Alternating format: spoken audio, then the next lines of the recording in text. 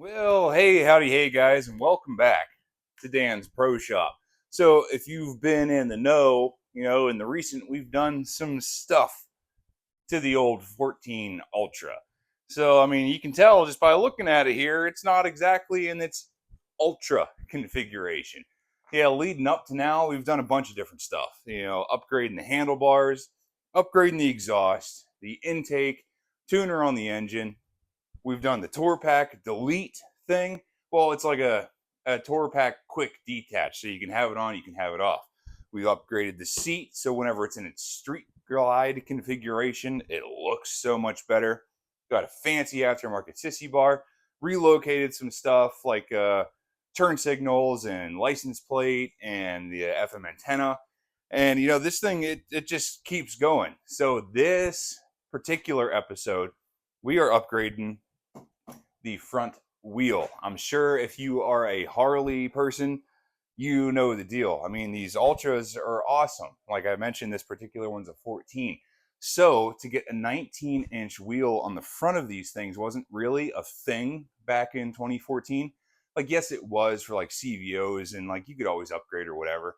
But unless you got like a Street Glide Special or a CVO or something, these 17-inch front wheels are what you had.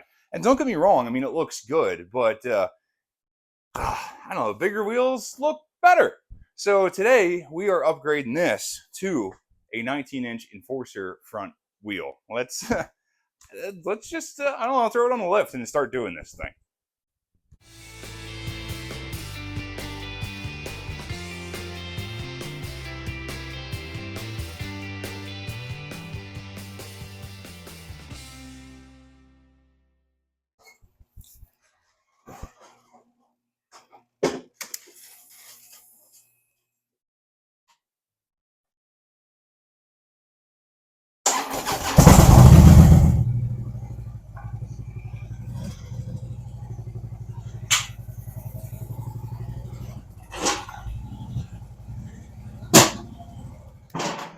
Man, do I absolutely love this lift. I mean, is it necessary? No. Is it nice? I can't explain it. So, guys, if you're a frequent viewer of the channel, you have seen this lift before and the versatility of it. I cannot explain to you how insanely awesome this thing is. It's pneumatic, hook up your air hose, and now all your stuff is up to your level. It is so nice. And the fact that it has this side rail kit means that you can put stuff on here like golf carts and lawnmowers and quads and stuff.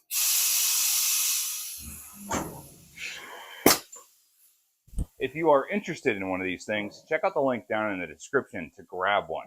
Yes, it's a little pricey, but I tell you what, dude, I bought the Bullet and got this thing. I use it all of the time. Even if I'm not using it for bike related stuff or fixing stuff, even when we have like little get togethers out here in the garage, I raised this thing and now it's a table. It's just freaking handy. I absolutely love it. But like I mentioned, the purpose of today's video is we are upgrading the front wheel. So I've been thinking about this for quite a while, and I didn't really want to break the budget by doing this. Like, I knew what I wanted, but I also knew what I didn't want to spend. So luckily, stuff like this has been around for a while now, and there kind of is like an abundance of used stuff, dare I say. Because, I mean, people that buy these things that have a factory 19-inch Enforcer, yeah, that's fine and dandy, but a lot of people wanted, something different. Aftermarket, there's always aftermarket for everything. Unfortunately, aftermarket is generally expensive.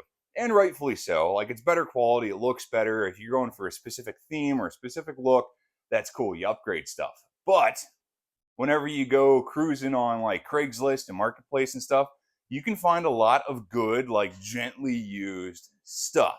So that leads us to here. Get this guy open here. Yep. Yeah. Check this out.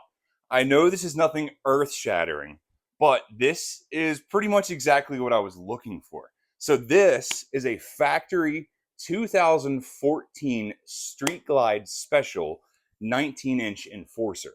So if you were to buy a Street Glide in 2014 and it was a special, this is the wheel that it came with. So this was kind of a big deal back then because the normal was 17 in the front, 16 in the rear. This thing I feel like is a solid upgrade, not only for looks because now you have a bigger wheel, but the sidewall of the tire is smaller. So the OD is exactly the same as your stock configuration because the outside diameter of the tire is still the same. The only thing that changes is the height of the sidewall. So, from research and talking to people that have these things, it greatly increases the handling of your motorcycle because now your front tire is that much more stiff. It doesn't really have that like lateral give because there's less height of the sidewall to wiggle, you know, if that makes any sense. But either way, this guy right here, 19-inch wheel, rotors, and an almost brand new Dunlap Harley branded tire for $200 on Facebook Marketplace.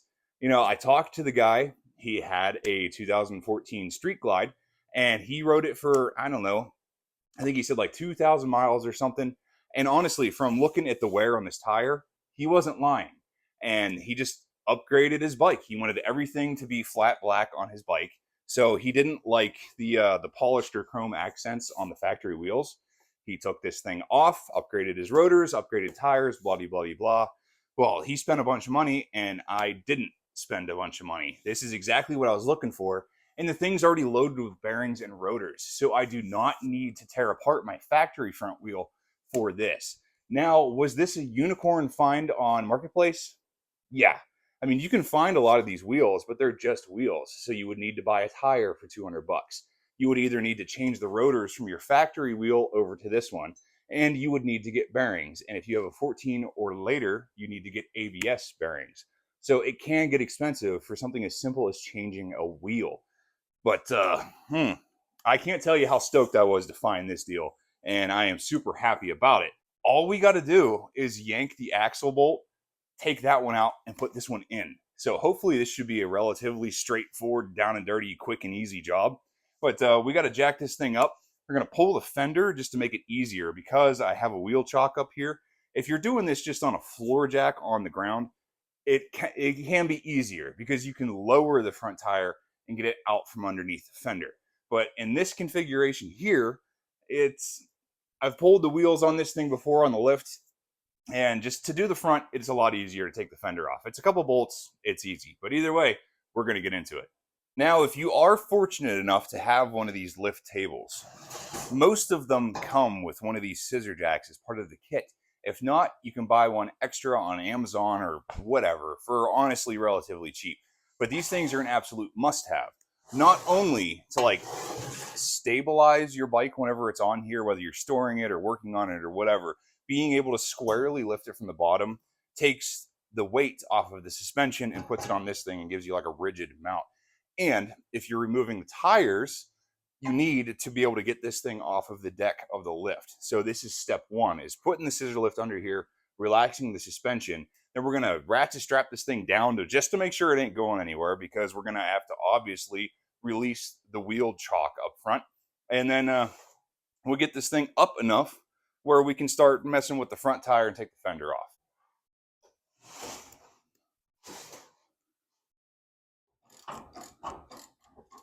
Come on.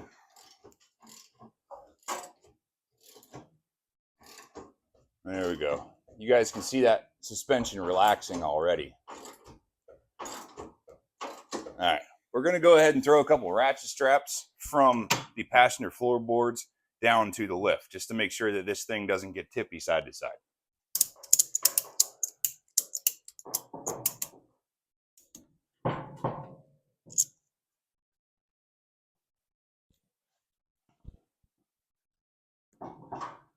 Now, bear in mind when you're doing this, we are lifting it up. So the tightness of these straps are going to change. So you're going to have to work with a little bit. Jack it up, adjust your straps, jack it up, adjust your straps. But either way, if you're doing this, just be careful with it. I mean, I've done this a bunch of times. It's not that big of a deal. Just take your time when you're doing it. And now we're all strapped up. Cool. You guys can see that the wheel chock is completely loose here. So we are just sitting on the scissor jack and the strap's helping us. We're going to keep going till that front tire comes off the ground.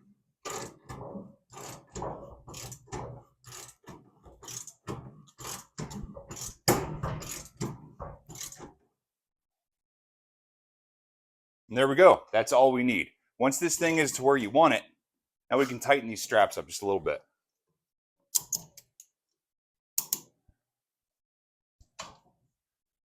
Cool. I'm happy with that. This thing isn't going anywhere.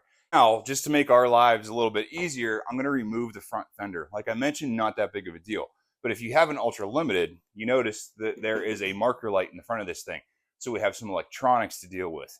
Most bikes do not have this. This one, because it's a Limited, does. It's just a couple little added somethings, but it's not that big of a deal. But if you're doing it this way, it makes it so much easier to remove the fender. Trust me.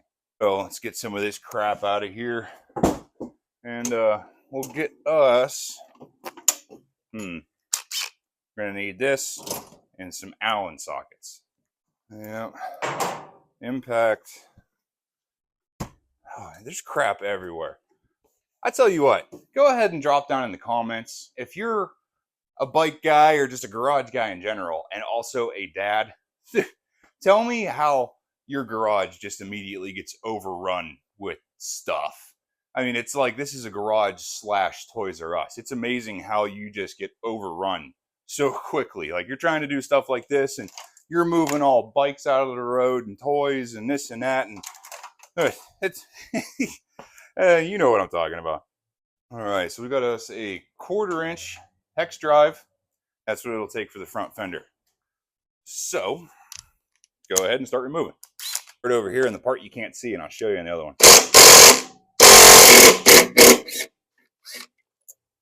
There we go.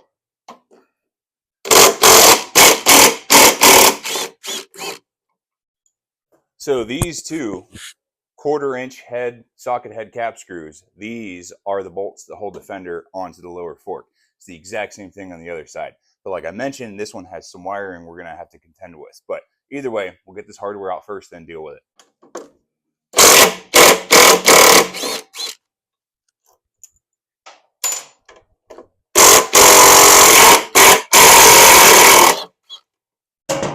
There we go.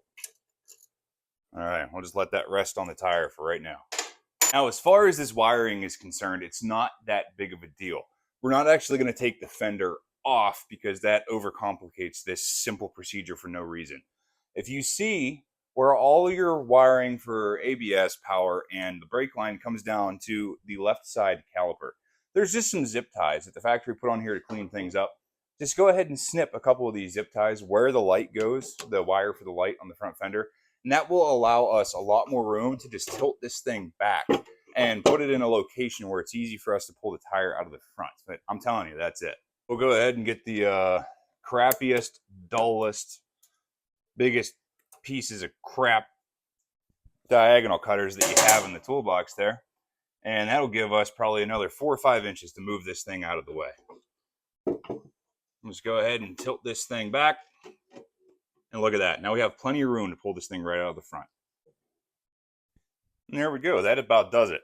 I tell you what, just for safety's sake, I'm going to go ahead and throw a little strap underneath here just to keep the tip up so this thing doesn't fall while we're working on it. Or a bungee cord. That'll work just fine. We're just looking to hold this thing up. Like it's not necessarily a load-bearing thing. There you go. That'll just ensure that this thing stays up and out of the way. Now, as far as removing the axle goes, it's rather straightforward. If you have these beauty caps here for the axle nut covers, got to remove those first. I think it's like an 1/8-inch Allen set screw. And if these things have been on here for a long time, you're probably going to fight with them, just a heads up. I have stripped a lot of these. I've broken a lot of Allen wrenches because it's such a small size. But either way, you're going to have to fight with this. Then that'll give you access to the axle bolt. We can yank that, pull the tire. Huh. That actually wasn't bad. I am absolutely freaking blown away. I've fought with those things so many times over the years. It's either way, now we have an exposed axle nut and we can start yanking this thing apart. The only thing that we need to take note of is on the right side, there is a pinch bolt for the axle bolt. just like a dirt bike or any other bike you'd be used to. The opposite side of the nut, there is a pinch on the bottom of the fork that holds everything together. Now, there are washers and spacers, and for 14 and newer bikes, there is a pickup or like an encoder or tone ring, or whatever you want to call it, for the ABS. Now, I mentioned that earlier, you guys may have caught that, the 2014 and newer, the bearings matter, because if you have ABS, there are specific ABS bearings that go in the front wheel for the ABS pickup here. That goes on the left side or the driver's side or your left leg, whatever you want to call it, this side of the bike. So you need to take note of where everything goes, the orientation of the spacers, where this thing goes, and just we'll do it together. So just to give you a little bit better look here, this is the axle nut that we're going to have to remove with a washer behind it. This is the ABS pickup here that rides on that wheel bearing. That's a specific bearing for this sensor. And this is the right side of the bike. This is the other end of the axle bolt here. This is the pinch bolt at the bottom of the fork. And then this is the spacer here. Take note to these notches because this matters. One side faces the bearing, one side faces the fork tube. Make sure that you note the orientation of all this stuff when you take it apart and put it back the same way. So first things first here, we got to remove this axle nut. You want to take this nut off before you release the pinch on the other side. That way it holds the axle bolt from rolling. Go ahead and throw a 15/16 socket on there. Grab a wrench. Do not go nuts with this because keep in mind, you are up on a lift here. So I wouldn't suggest using an impact for this. I mean, you do what you do. But either way, we need to remove this axle nut. And that is the first step of this. Now, like I mentioned, make sure you take note of all the washers and spacers and everything and how it goes. So my recommendation to you is when you take it off, stack it back in the way that it was and put it someplace that's not going to be disturbed. I mean, it's not the end of the world. You can look it up in your service manual or YouTube or Google or whatever to see how it's supposed to go back together. But just to make it easier on yourself, just do it right. That way you don't have to think about it when it goes back together. Now that we have the axle nut removed, we'll go ahead and take a number 6 hex drive here and release the pinch bolt for the axle. You do not have to take this out, you just have to loosen it. And that simply takes the tension from the fork leg off of the axle. So now we're at the point where we can start pulling this axle bolt. I strongly suggest you get yourself some kind of bar or something, whatever, to go into the hole in the axle on the other side. I'll show you when it comes out if you didn't catch it already. But we're going to go ahead and start this side with a rubber hammer. And if you maintain your bike properly and lube and clean this axle bolt, it shouldn't be that big of a deal to come out. But you'll see when we go back together, we're going to clean this, anti-seize it, throw everything back together. But once you get it so far, you should be able to start yanking it by hand. So as we're pulling this, I'm going to keep a hand on everything. Twisting out a little bit at a time, pulling stuff, pulling the axle bolt out.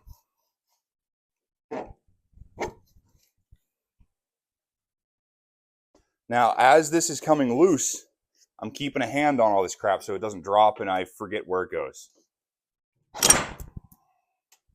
There we go with the axle bolt.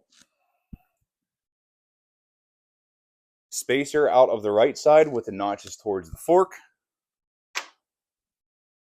And on the right side, we have the ABS sensor. Tell you what, for kicks, to make this a little easier, I'm going to lift the bike up just a tad more.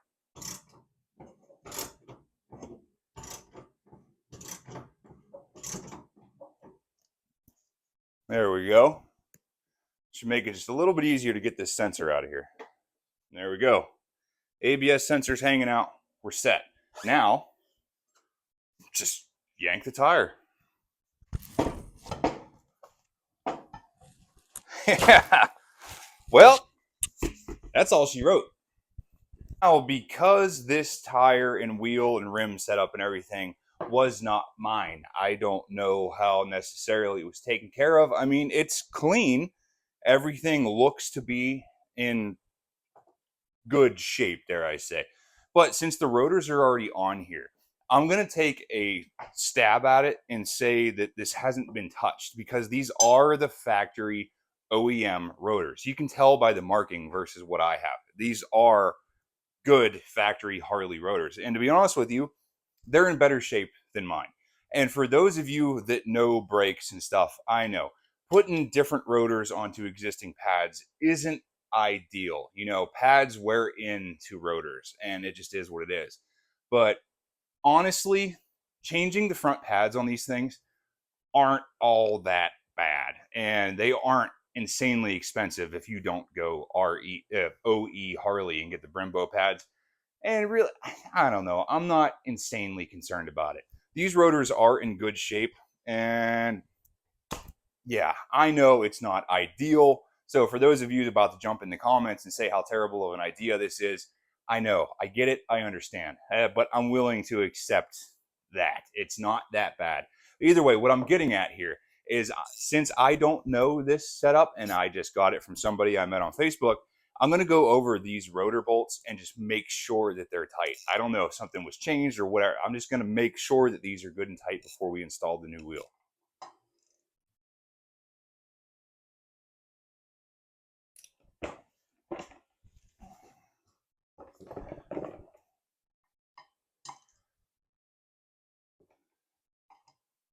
And there we go. Honestly, I mean, I feel like they were good. And in case you're curious, this is a T40. Yeah, T40 for these bolts. So the only other thing I'm going to do here is give this guy a quick cleanup while it's still off of the bike. And since we have this thing off, I'm going to take that as an opportunity just to clean this wheel up a little bit. Because if you have a bike, you know it is so much easier to clean these things whenever they are off of your motorcycle. So I'm just going to go ahead and take a minute and do this now, or regret it for the rest of the time that it's on here. All right. I mean, it's not brand new. You can tell that this is a 2014 wheel, but I got to tell you, it is still in pretty darn good condition. I am not upset with spending $200 on this at all. I mean, for me to put this together, like if I were to just buy a wheel, it would probably be $200-300. And then to put a new tire on it, another $200. And then to buy rotors, probably another $200. I mean, it's not out of the realm of possible to spend $1,000 to get this if you bought everything brand new and put it together yourself. So, yeah, I'm pretty happy about it. And one last thing while we have this guy out and easy to get to, just go ahead and check the tire pressure. For this particular bike, it calls out in the book, it wants 38 in the front and 40 in the rear. So I see no reason to change that. We'll go ahead and see what we got in here.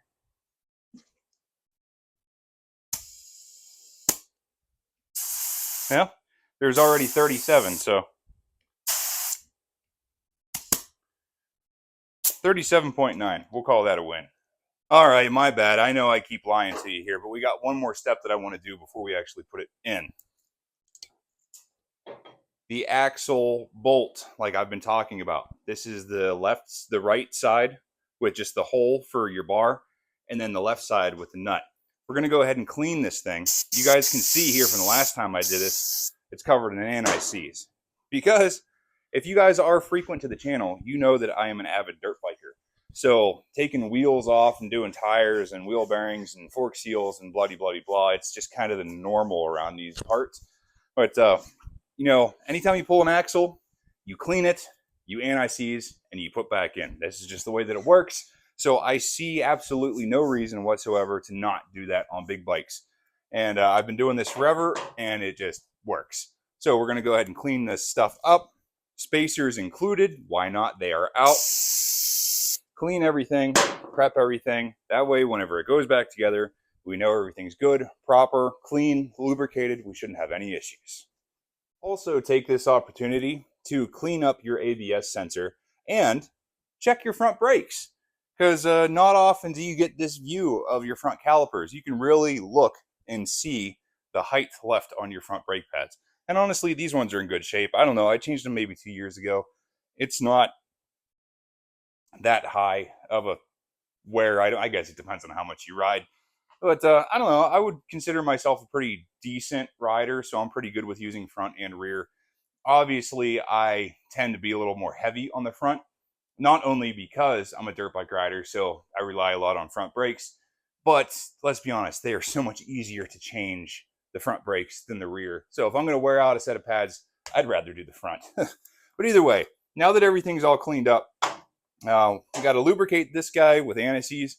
Then we're going back together. This time for real, I promise.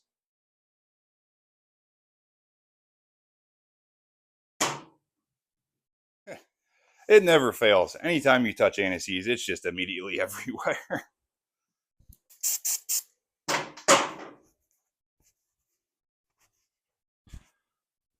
Yep, I'll be finding that in my sleep for the next 3 days.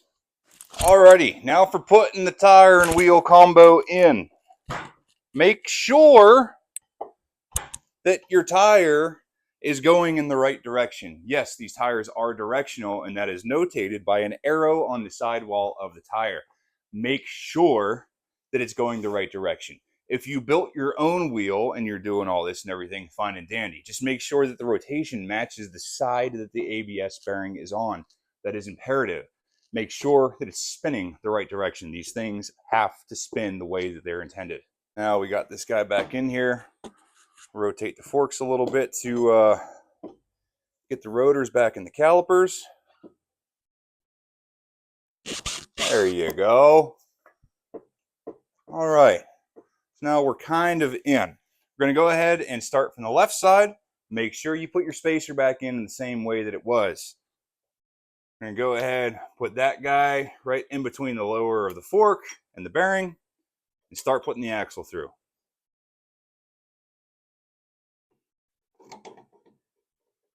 Tell you what, I can actually lower the bike a little bit more to make this easier on myself.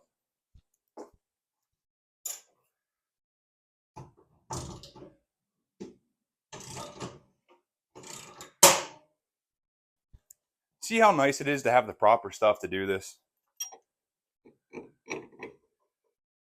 Oh, I can go down even a little bit more.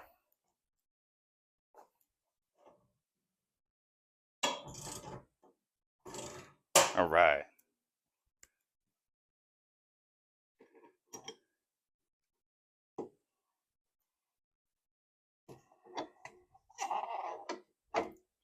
All right. Now that we're through on the one side, do not forget to put your ABS sensor back in. Got that guy lined up.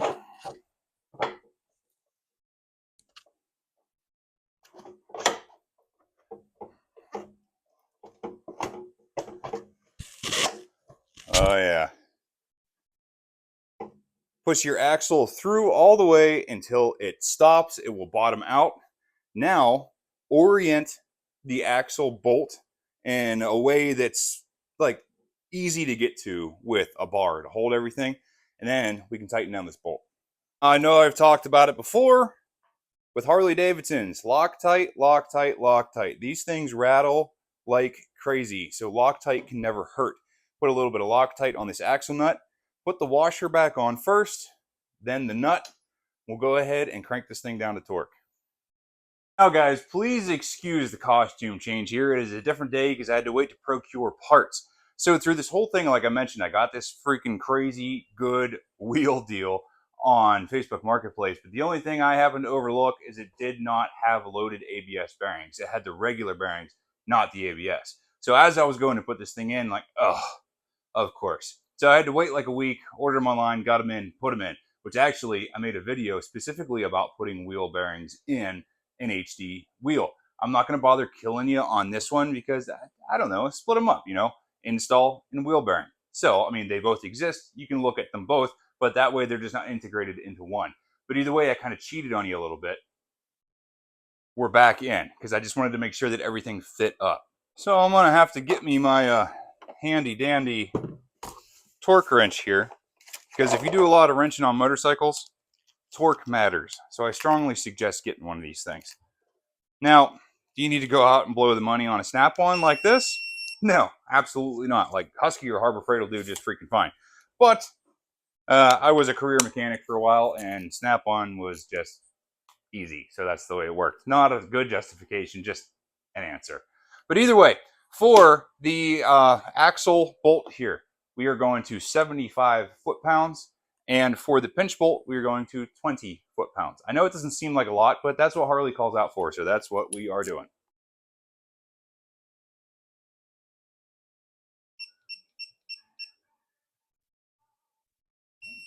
Oh, looky there.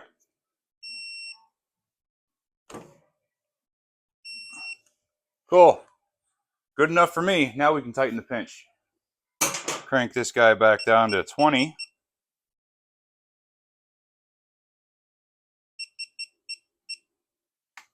And then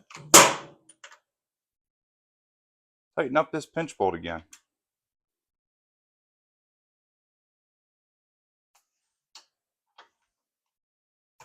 Come on.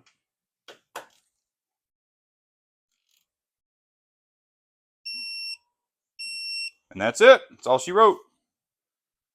And now, honestly, the only thing left to do is put everything back together. And you guys saw it coming apart, so it's the same thing in reverse. Not that big of a deal, so I'm not going to bore you to death with it. So, magic montage.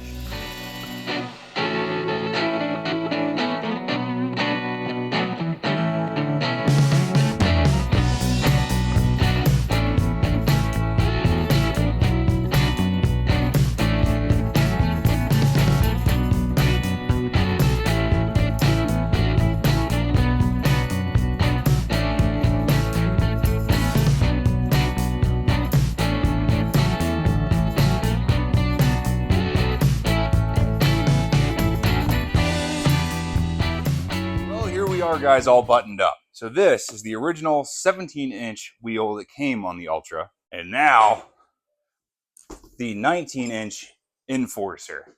Now I know it's not as fancy and shiny and flashy as the other one, but we got a lot of bonuses. Not only is it a bigger wheel, so honestly I think it looks better because it really opens the front of this thing up and makes it look more like a Street Glide, which is kind of what we were going for anyway. So I think it really nails that part of it. But now we have a much lower profile tire with the exact same OD, so the ABS and everything will be fine. And, you know, because I got like a screaming deal on this, it was already good with rotors and a decent tire. Like, it still has the little wispy thingies on it. Like, she's set. So I apologize for like making this kind of like a cut up video here, but like I mentioned, as I was doing it, I realized I had the wrong bearings. But for 30 bucks, you know, I did it. Not that big of a deal. It's 10 minutes and I got the right bearings, and now I know that they're brand new. So there's no question in this whole freaking thing. It's just a good, solid setup. I did it all myself, so I know it's good. Now, the only thing that's still left to question is, like I brought up before, is these rotors. So I know there's some of you out there like peeling in your skin about putting used rotors on your pads or what, but come on. To replace these rotors, it's pricey, and I really don't want to do that. And like I mentioned, these ones seem to be in a little bit better shape than mine anyway. So either way, now that I have both of these wheels loaded like properly and ready to go, like this wheel and tire setup is still perfectly fine. And these tires are maybe 2 years old. I don't know. They probably have like 2,000 or 3,000 miles on them. But this wheel is a full set, like ready to go. It's got the right bearings, got the right spacing, got the right rotors, got the right tire, blah, blah, blah, blah. It's good to go. So if in the event something happens, or if I just want to change the look, or like I get a flat or something, I can just take this wheel and tire off and put the other wheel and tire on. Like, it's kind of nice to have options, but I really do like this. So guys, hopefully you enjoyed this, and I know it was a bit cruddy, not my best work by all means, but I was trying to do a million things at one time here, and that's just kind of how it worked. But either way, moral of the story: quick and dirty, down and easy. You want a 19-inch Enforcer on your Ultra to make it look more like a Street Glide? Here we are, man. And this is just like the tip of the iceberg. You know, I've released some stuff recently about the Tour Pack removal, detach kit, and upgrading the seat and the sissy bar and the handlebars and exhaust and tuner.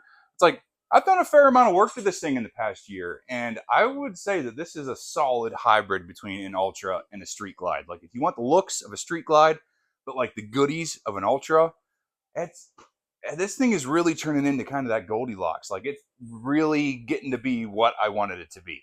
So hopefully you guys got what you wanted out of this, and stick around, because like I mentioned, I'm going to do that video specifically on doing the wheel bearings on these things. Super easy, I promise you. But either way, stick around, check it out. We will see you guys next time.